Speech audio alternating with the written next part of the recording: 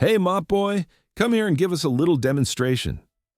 Tyler Rhodes' voice echoed across the polished mat, his black belt gleaming under the fluorescent lights. He smirked, eyes narrowed with casual cruelty. I bet you've never seen a real fight in your entire life. Grant Miller stood at the edge of the training floor, mop in hand, and slowly looked up. 42 years old, he'd been working as a janitor at Rose City Dojo in Portland for exactly 3 weeks. Usually, he came after classes ended, just him, the hum of his vacuum cleaner, and the smell of floor cleaner for company. But tonight, Thursday night, the advanced class was still in session. I don't want to disturb you, Sensei Tyler, Grant said quietly, his voice low and calm. He bent back down, scrubbing at a stubborn stain. I just want to finish so you can continue. Tyler laughed loud enough for everyone to hear. Look at him. He's so scared he won't even step on the mat. 8 students laughed awkwardly. A few exchanged uncomfortable glances, but no one dared speak up. What Tyler didn't know was that the man holding the mop had spent the last 20 years trying to forget who he really was. 20 years since he'd walked away from the ring after the accident that changed everything. 20 years keeping a secret so deep that even his 10-year-old daughter had never heard it. Come on, Tyler mocked, approaching with the same arrogant smirk he used to intimidate newcomers. Just a light demonstration. I bet you don't even know a basic defensive stance. Let my students see the difference between a martial artist and a janitor. Something stirred in Grant's chest, like a sleeping muscle waking after a long rest. His eyes met Tyler's, and for a brief moment, something passed between them, something deep enough to make the younger instructor hesitate, stepping back ever so slightly without understanding why. It's just an educational demonstration, Tyler said, his voice now a touch less confident. Nothing serious, just to show the newbies why we respect martial arts. Grant set the bucket down and straightened up. His movement was light yet precise, far too fluid for someone who'd supposedly never touched a mat. The air in the room shifted. Conversation stopped. Only the sound of breathing remained. All right then, Grant said, his voice calm as still water before a storm. But when we're done, you'll apologize to all of them for turning a place of discipline into a circus. Tyler forced a laugh, but it came out uneasy. Apologize? You'll be the one apologizing to the floor after your face hits it. No one in that room knew that Grant Miller was once Grant the Phantom Miller, 5-time MMA world champion. He'd walked away at the peak of his career after the accident that claimed the life of his best friend and sparring partner. Since that day, he had sworn never to fight again. But some vows are made to be broken when dignity is trampled. Grant Miller had been brilliant once in what felt like another lifetime. Born in a small town called Bend, Oregon, he'd grown up the son of a farmer and a nurse. Not wealthy, but they had each other. When he was 15, an MMA coach named Marcus Reeves came to town and saw something in him. An innate instinct, he called it. By 18, Grant was state champion. At 20, he turned pro. At 22, he became world champion. But there was a problem. Every time he won, people said it was luck, that he didn't deserve it, that he didn't belong in their world, not because of race, but because he didn't come from a big gym, didn't have connections, didn't have money. Bit by bit, those words ate away at him. He began fighting to prove a point, fighting out of anger instead of love for the art. After he won his 5th belt, he started training with Jack Morrison, his best friend, practically a brother. That day had been just a normal practice session, but Grant had come into the gym angry. A reporter had just written that his latest win was luck, that he'd soon be exposed. When he and Jack started sparring, Grant lost control. He hit too hard, too fast, too angry. One punch. Jack fell. His head hit the mat with a dull thud that sounded like fate snapping in half. He never woke up. The investigation called it an accident.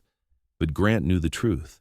He had let anger steer him, and his best friend had paid the price. 3 days later, Grant retired. He gave up the belts, the money, everything. He disappeared. He swore to himself he would never fight again, never let his fists hurt anyone else. For 20 years, he kept that promise. He worked as a janitor, maintenance worker, whatever he could find. Simple jobs, a simple life. No spotlight, no cameras, no need to prove anything to anyone, and most importantly, no ring. Not even his daughter Piper knew who her father used to be. Rose City Dojo was located in a renovated warehouse in Portland's industrial district. High ceilings, polished hardwood floors, walls lined with mirrors and punching bags. It smelled like sweat, rubber mats, and ambition.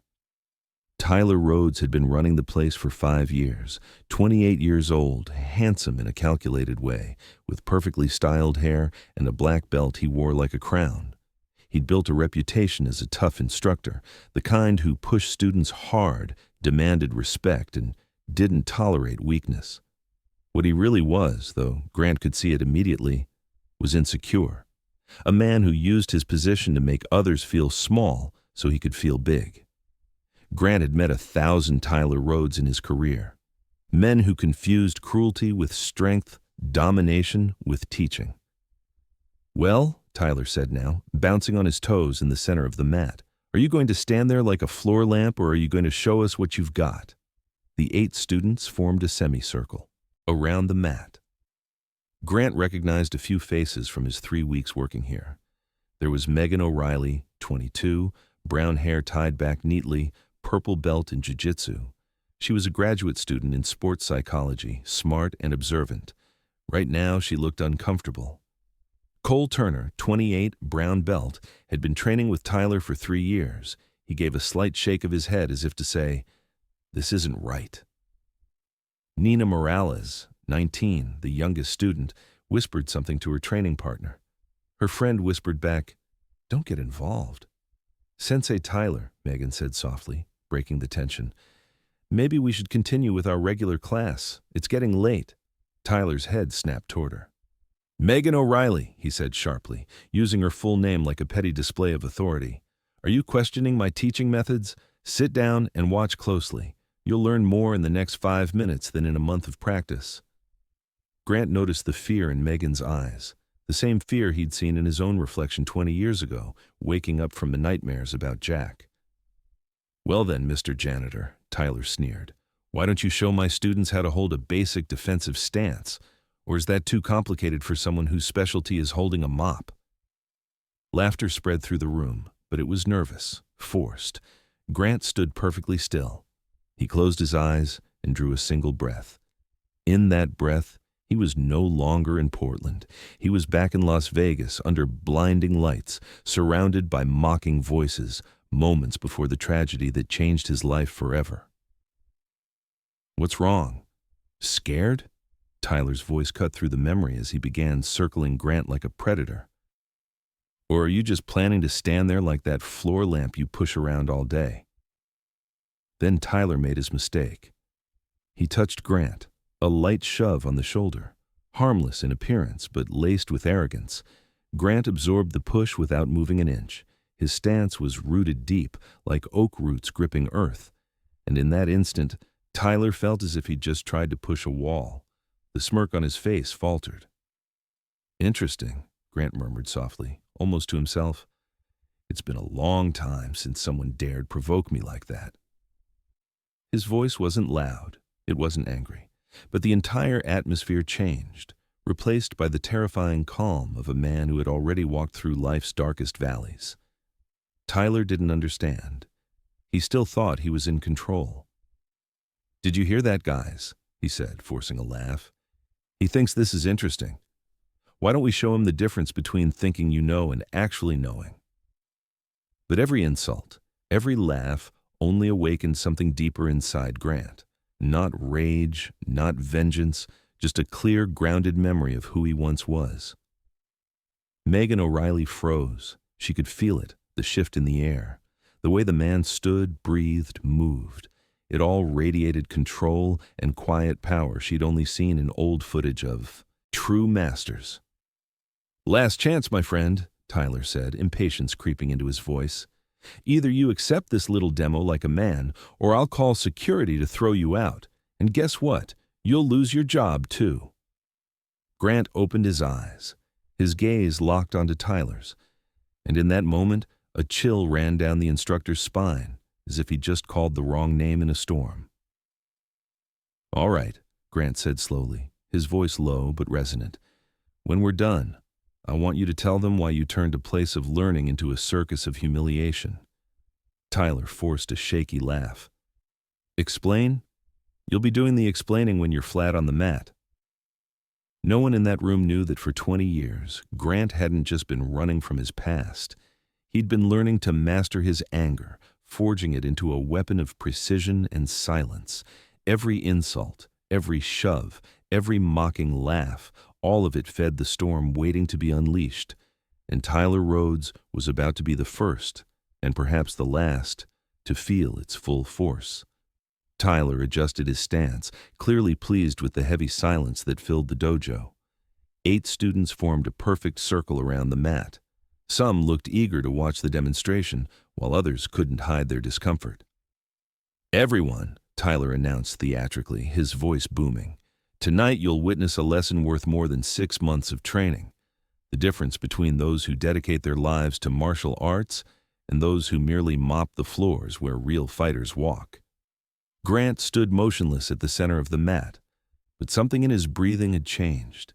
He closed his eyes for a moment, and when he opened them, he was no longer in Portland. In his mind, he was back at the National Training Hall in Las Vegas 22 years ago. The night of his world championship fight against Victor, the Demolition Man, Petrov. "Look at that country boy," someone had shouted from the stands back then. "I bet he won't last 3 rounds against a real fighter." Grant had won by technical knockout in the second round, but that victory had cost him everything just a week later in a sparring accident with Jack Morrison. Pressure, prejudice, and one moment of lost control had ended it all. "Well then, Mr. Janitor," Tyler sneered, circling Grant like a predator. "Why don't you show my students how not to hold a defensive stance, or is that too complicated for someone who only pushes a mop?" Laughter rippled through the room, but this time a voice rose above the mockery. "Sensei Tyler." Everyone turned. Megan O'Reilly stood tall, her eyes steady. "May I ask you something?" The dojo went dead silent. Tyler turned toward her, eyes narrowing, caught between surprise and irritation. "Sorry, Megan, but who's teaching this class, me or you?" "You are, Sensei," she said calmly. "But teaching doesn't include humiliating someone and calling it instruction." Several students exchanged uneasy glances. No one had ever spoken to Tyler that way before. "Humiliating?" Tyler scoffed. "This has nothing to do with humiliation. It's about respect and knowing your place." Grant opened his eyes. Something about the way Megan stood reminded him of Emma, his younger sister. She'd had the same eyes, the same courage, always speaking out against injustice even when it hurt. Emma had died a year ago, hit by a drunk driver on her way home from a hospital shift. She was only 24, another loss while he'd chosen to hide from the world. Megan carried her own scars too. She'd lost her father in a similar accident, the man who taught her that true strength is never used to intimidate the weak. And today, watching Tyler abuse his authority, she couldn't stay silent. "Perhaps," Tyler said, lowering his voice into a dangerous tone, "if you don't respect my methods, you should find another place better suited to your philosophy." The air grew thick, but Megan stood firm. "My tuition's paid, Sensei, and I believe everyone here deserves to learn in an environment built on respect, not humiliation." Grant smiled faintly, not in defiance, but with the quiet relief of a man who had just remembered why he stopped hiding. For 20 years, Grant had lived with guilt. 2 deaths haunted him, Jack's and Emma's. 20 years of running, of surrendering fame, of abandoning himself. But seeing Megan stand up for what was right, he remembered who he used to be. "Tyler," Grant said, his voice low but steady. The entire room turned toward him. "The girl's right. This isn't martial arts. This is you trying to feel important by making others feel small." Tyler's face reddened. He spun around. "You dare lecture me about martial arts? You probably don't even know what a dojo is." Grant stepped forward once. His posture shifted, shoulders opened, center of gravity lowered. His stance was so balanced that any trained eye could see it immediately. A perfect guard. Actually, Grant said quietly, I know exactly what a dojo is, and I also know that this place stopped being one a long time ago. A shiver ran down Tyler's spine. Something in the man's breathing, in the way he stood, triggered a primal instinct, a warning to stop. But pride drowned out reason. Enough, Tyler growled, dropping into a fighting stance. Let me show you what respect means. Megan watched, torn between fear and awe. The way Grant moved, the restraint in every motion, the rhythm of his breathing. It was all too deliberate, too measured. She realized then, this was no ordinary janitor. Grant closed his eyes and drew a long breath. 22 years of muscle memory flooded back, every strike, every victory, every lesson etched into his bones. When he opened his eyes again, Tyler Rhodes was no longer facing a janitor. He was standing before Grant, the Phantom Miller, 5-time MMA world champion. Last chance to apologize, Grant said calmly, his voice steady yet commanding, to her, to your students, and to yourself. Tyler laughed, but the sound trembled. Apologize? You'll be the one apologizing when you're flat on the floor. He didn't realize Grant had already read him like an open book, the high guard exposing his ribs, the unstable base ruining balance, the over-tense shoulders telegraphing every motion before it began. 22 years away from the ring couldn't erase the instincts that once made him a world champion. Megan noticed several students subtly step back, as if sensing the storm about to break.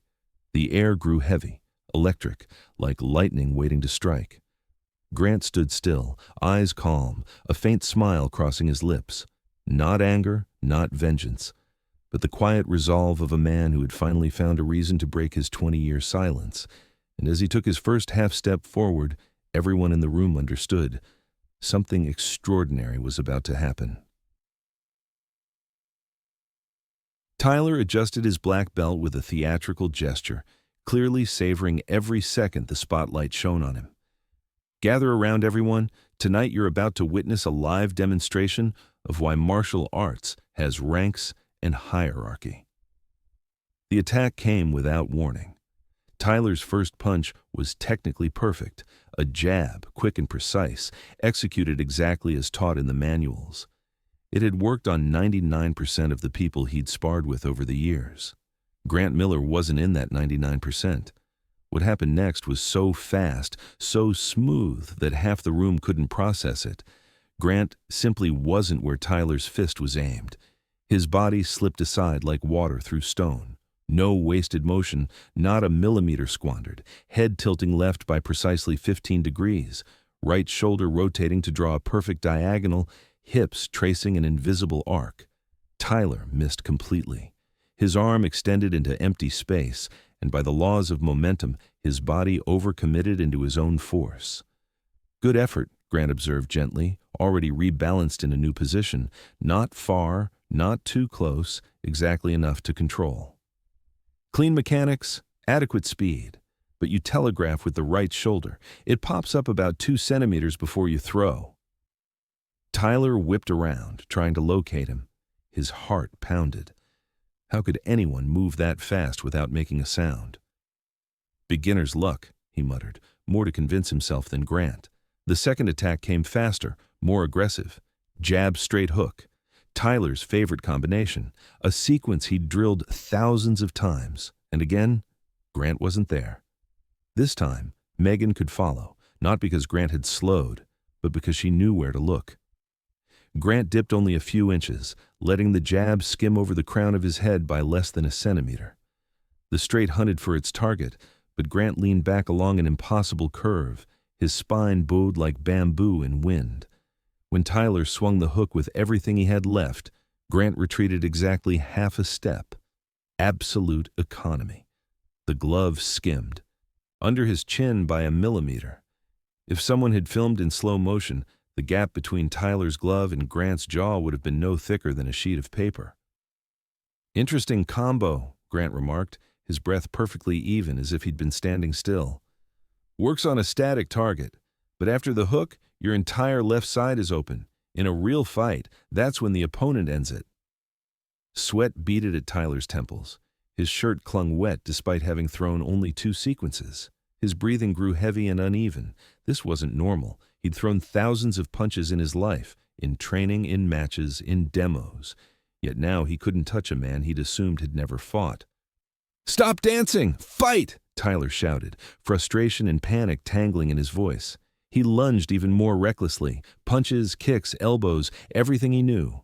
But every strike found nothing but air, and the students began to see. This wasn't luck. This was skill at an entirely different level. Then, suddenly, as Tyler's vision blurred from exhaustion, he realized something terrifying. Grant was very close, right in front of him, close enough to see every detail in the man's face. "You! How?" Tyler panted, chest heaving. He had completely lost distance, one of the most basic principles of fighting.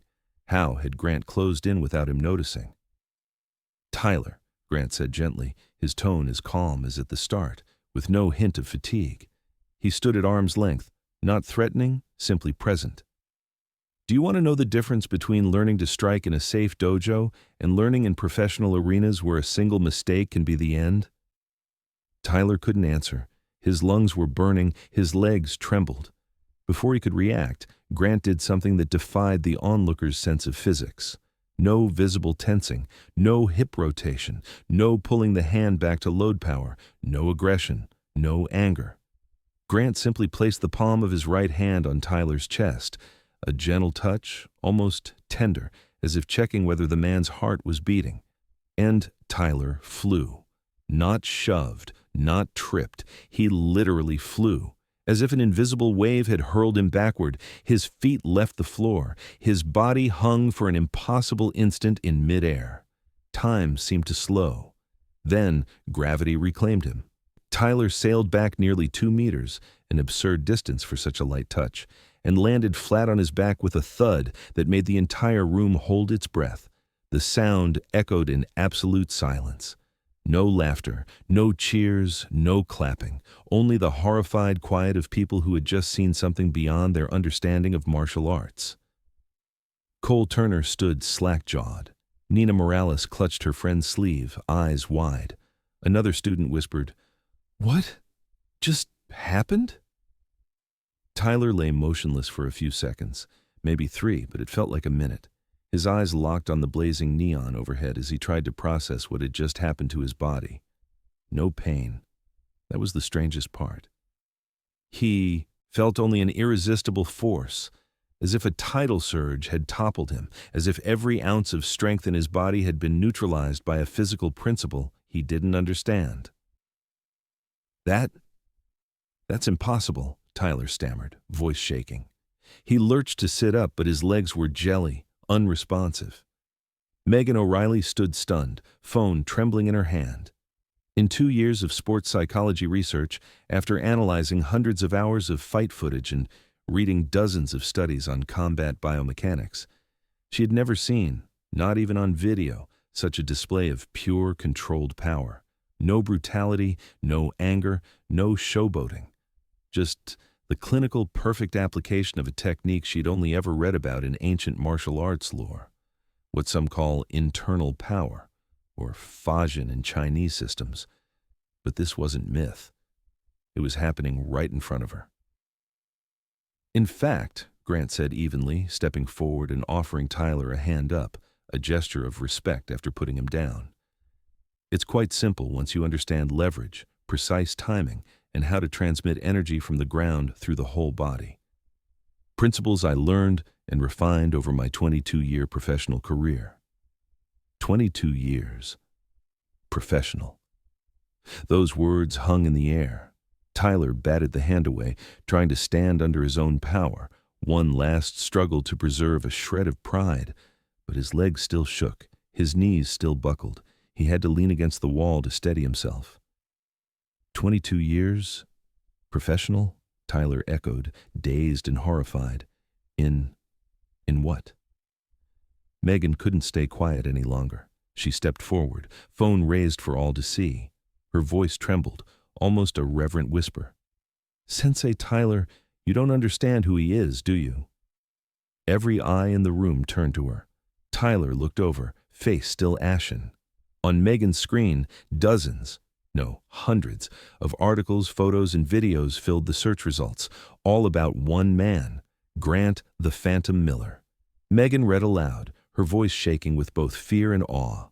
Grant Miller, nicknamed the Phantom, 5-time consecutive world mixed martial arts champion from 2001 to 2005, considered one of the most technically sophisticated and hardest-to-hit fighters in MMA history. Professional record, 47 fights, 47 wins, 0 losses, 0 draws. She paused, her voice catching as she continued. Retired unexpectedly at age 29, at the peak of his career, after a tragic training accident claimed the life of Jack Morrison, his sparring partner and closest friend, Miller never stepped into the ring again. The whole room detonated, not with noise but with realization, shock, absolute astonishment. Tyler's face went from pallid to paper white. His lips parted, but no sound came out. He had just challenged a living legend. He had publicly tried to humiliate a man whose ordinary punch could have sent him to the hospital. Worse, the man hadn't even needed to punch. A single, gentle touch had been enough to show Tyler exactly where he stood. Five-time world champion? Tyler stammered like a child discovering Santa Claus exists, except this Santa could crush him with a pinky. Undefeated? 47 fights? Grant nodded quietly, without pride or boasting. Just a simple fact. I retired at 29, he said, his voice carrying deep sorrow. Since then, I've done any work I could find. Cleaning, maintenance, gardening, repairs, simple jobs, a simple life. No spotlight, no cameras, no need to prove anything to anyone, and most importantly, no ring. Why? Nina Morales asked softly, with the unguarded curiosity of 19. Why give it all up? Grant looked at the young woman. In his eyes lay a pain 20 years hadn't erased. Because I killed my best friend, he said plainly. Silence pressed down. Jack Morrison, he was 22. We were training. I lost control, and he never woke up. Grant's voice was steady but hollow. After that, I realized strength without control is the most dangerous weapon. If I couldn't trust myself, it was best not to use it. So I disappeared. He looked at Tyler. For 20 years, I didn't hit anyone, not even in self-defense. Until tonight. The change in Tyler Rhodes happened before everyone's eyes, painful and undeniable to watch. The arrogant man vanished. The one who always spoke loudly, always needed to prove himself, always leaned on his students to feel important. All of that dissolved. In its place stood someone who had just glimpsed the full scope of his own ignorance. I didn't know, Tyler whispered, his voice breaking. If I'd known who you were. If you'd known, you would have treated me with respect, Grant cut in, still gentle but his words sharp as a surgeon's blade. That's good. But the real question is, would you still humiliate another janitor? Another worker without a championship to defend himself? A new student who doesn't dare speak up to you? That question pierced Tyler deeper than any physical blow. Because Grant had touched the root of the problem, not ignorance, not misunderstanding, but arrogance. The belief that one has the right to belittle others because of status, titles, or their job. Tyler sank to his knees in the middle of the mat, unable to stand, not because his body was weak, but because his spirit had collapsed. And in that silence, every student saw something they would never forget. A lesson that true strength doesn't come from defeating an opponent. It comes from knowing when you don't need to strike at all. Megan stepped forward, her voice steady yet respectful. Sensei Tyler, for the past 2 years, I've trained at this academy out of respect for your experience. But what I witnessed today isn't teaching. It's bullying disguised as instruction. Murmurs rippled through the room. A few students nodded. Others looked down, regret on their faces. The truth about Grant, a martial arts legend hidden beneath a janitor's shirt, had completely changed how everyone saw the situation. Tyler drew a deep breath, his voice hoarse with shame. Grant, I'm sorry. Truly sorry. to you, to Megan, to everyone here. I have no excuse for what I did." Grant nodded. No judgment, no sarcasm. Only the calm of someone who had learned too much from his own mistakes. "Thank you, Tyler," he said softly. "But an apology is only the first step. The question is, what will you do differently from now on?" Tyler looked around the room. Faces that once admired him now regarded him with disappointment mixed with reflection. He swallowed hard. "I'll change. It will take time, but I will change." At that moment, Megan spoke again, her voice ringing clear. "Mr. Miller, have you ever considered teaching again? Because I believe all of us could learn far more from someone who understands that true strength comes with responsibility." Grant smiled, the first genuine smile of the night, slow and light, as if releasing something held in his heart for too long. "Before we talk about the future," he said quietly, "everyone needs to know why I walked away from everything 20 years ago." 6 months later, morning sunlight poured through the windows of Rose City Dojo, illuminating a scene very different from the night everything changed. Grant Miller stood before the class, no longer a janitor, but an instructor. There was no colored belt on his uniform, only plain white fabric. "Why don't you wear a belt, Sensei?" a young student had asked on the first day. "Because a belt is just cloth," Grant replied. "It doesn't make you a better fighter, and it doesn't make you a better person. What makes you better is the person you choose to be every day." From the 8 students of that fateful night, the class had grown to 32.